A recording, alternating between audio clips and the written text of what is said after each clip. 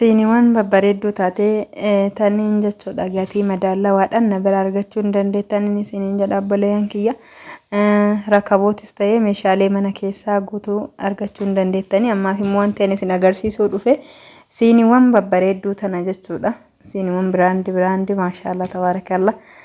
Egaa akkasii assalaamu alaykum warahmatullaahi wabarakaatu. Ashama harka fuunee kabajamtootaaf jaalatamtoota obboleeyyan kiyya salaamata isin daganne baga jiraattan isiniin jedha.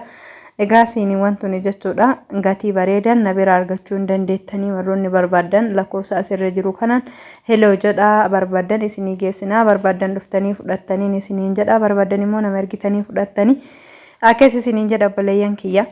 Warroonni bitachuu barbaadan gatii baay'ee babbareedan argachuu dandeettanii isiniin jedha rakabootii isii wajjinii akkasumallee jechuudha guutuu barbaadanii hir'uu barbaadanii akkaataa isin barbaadaniitti jechuudha argachuu dandeettanii taniinis taatee tas keessan jirrillee footoo kaaftanii nu ergitanii isinii qopheessuu danda'an isiniin jedha.